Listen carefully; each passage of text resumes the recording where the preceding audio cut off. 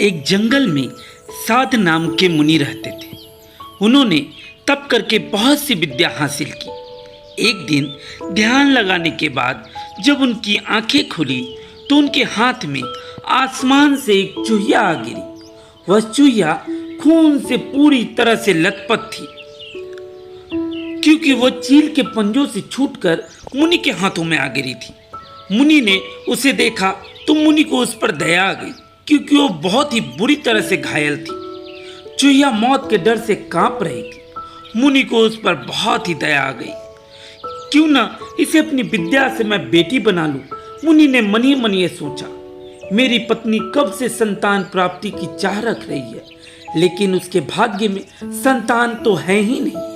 अब यह बात बताकर मैं उसे दुखी करने की जगह कुछ साल इसी चूहिया को ही बेटी बनाकर उसे सौंप देता हूँ, उसे भी बड़ी खुशी होगी, ये सोचा मुनि ने। इतना सोचते ही मुनि ने एक मंत्र पढ़ा, चूहिया को एक छोटी सी बच्ची बना दिया। वो उस चूहिया को बच्ची बनाने के बाद गोद में उठाकर अपनी पत्नी के पास लेकर आए। उन्होंने कहा, लो अब इसे अपनी बेटी मानकर ही पालना। सोच लो, भगवान ने तुम्हारी सुन ली है। मुनि की पत्नी छोटी बच्ची को देखकर बड़ी खुश हो गई।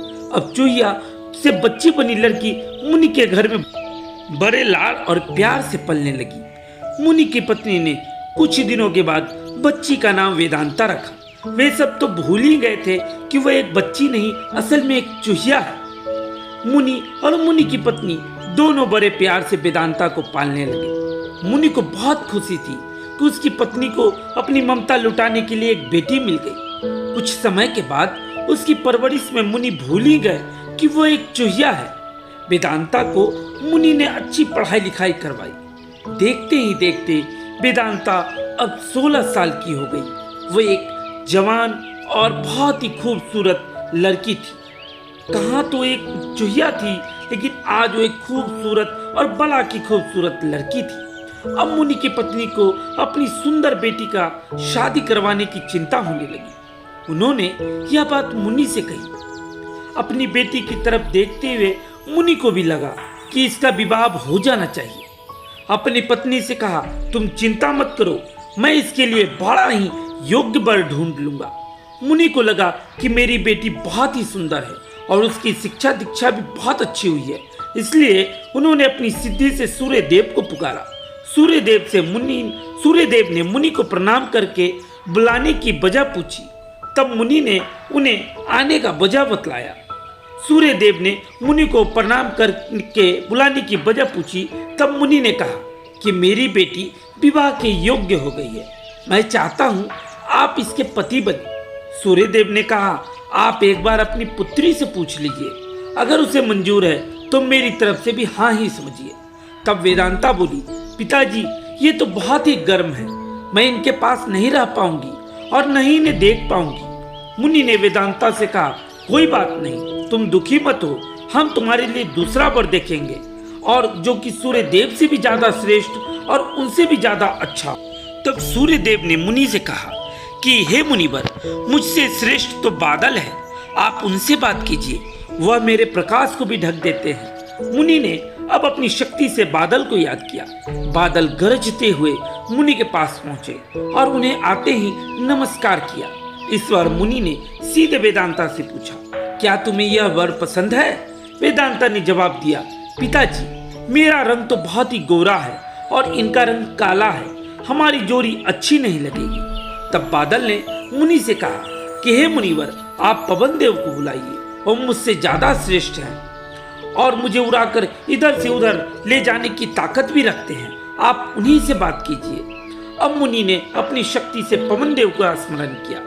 पवन देव के आते ही मुनि ने अपनी बेटी की ओर देखा और उससे पूछा, क्या तुम्हें यह वर पसंद है? वेदांता बोली, पिताजी यह तो एक जगह ठहरते ही नहीं है, इनके साथ मैं घर कैसे बसा पाऊंगी? इस बार मुनि ने पवन देव से पूछा, हे पवन देव, आप मुझे बताइए कि आपसे ज्यादा श्रेष्ठ कौन है? मुझे अपनी पुत्री के लिए वर की तलाश है। आप बताइए कि आपसे ज्यादा श्रेष्ठ और आपसे ज्यादा अच्छा कौन है, जो मेरी पुत्री को पत्नी के रूप में ग्रहण करे और मेरा सुंदर दामाद बन सके। तब पवन देव ने कहा कि हे मुनिवर, आपको पवन देव ने जवाब दिया कि हे मुनिवर, आप पर्वत को बुला सकते हैं, वो मेरा रास्ता रोक देते हैं, वो मुझसे कहीं ज्यादा श्रेष्ठ है। तुरंत मुनि ने पर्वत को पुकारा। पर्वत को देखते ही वेदांता बोली, यह तो पत्थर है, इनका दिल भी पत्थर का ही होगा, इनसे विवाह कैसे हो पाएगा पिताजी? मैं इनसे विवाह न कर पाऊंगी, क्योंकि मुझे पत्थर दिल पति नहीं चाहिए, और इनसे तो कोई प्यार की मैं उम्मीद कर ही नहीं सकती हूँ, क्योंकि इनका तो दिल भी पत्थर है और तन भी पत्थर है। पर्वतराज ने जवाब दिया, हे मुनि, आप चूहों को बुलाइए, क्योंकि चूहा मुझ में छेद कर देता है, इस आधार से वो मुझसे भी श्रेष्ठ है। इतना कहते ही पर्वत देव के कान से एक चूहा नीचे कूदा। वेदांता ने जैसे ही चूहे को देखा, वो खुशी के मारे उछल पड़ी। उसने कहा, पिताजी पिताजी, यही मेरा वर बनना चाहिए, मुझे ये बहुत पसंद है, इनकी पूंछ कान सब कुछ कितना प्यारा है। मुनि ने मन ही मन सोचा, ओहो, मैंने तो एक चूहिया को मंत्र विद्या से इंसान बनाया था, लेकिन इसका दिल अभी भी चूहिया वाला ही है। मुनि ने तुरंत वेदांता को फिर से चूहिया बना दिया, क्योंकि वो समझ चुके थे कि चाहे इसका शरीर इंसान का भले हो चुका हो, चाहे वो इतने दिन से इंसान बन के भले रही हो, पर अंदर से वो अभी भी एक चूहिया का दिल ही रखती है। विवाह के बाद दोनों बड़े खुशी खुशी रहने लगे। तो हमें दोस्तों इस कहानी से यही सीख मिलती है कि इंसान चाहे बाहर से कितना भी बदल जाए, लेकिन असल में वो वही रहता है जो वो अंदर से होता है। उसका दिल जैसा होता है वो असल में वैसा ही होता है। दोस्तों, उम्मीद करता हूँ आपको ये कहानी बड़ी मजेदार और बहुत ही सीखने लायक लगी होगी। अगर आपको ये कहानी आज पसंद आई है तो इस चैनल को सब्सक्राइब कर आप हमारा सपोर्ट करें और इस चैनल पर बने रहें अच्छी कहानियों के लिए। मिलता हूँ एक नई कहानी के साथ, तब तक अपना ध्यान रखें, खुश रहें, मजे में रहें। आपका दिन शुभ हो और इस कहानी को देखने के लिए धन्यवाद।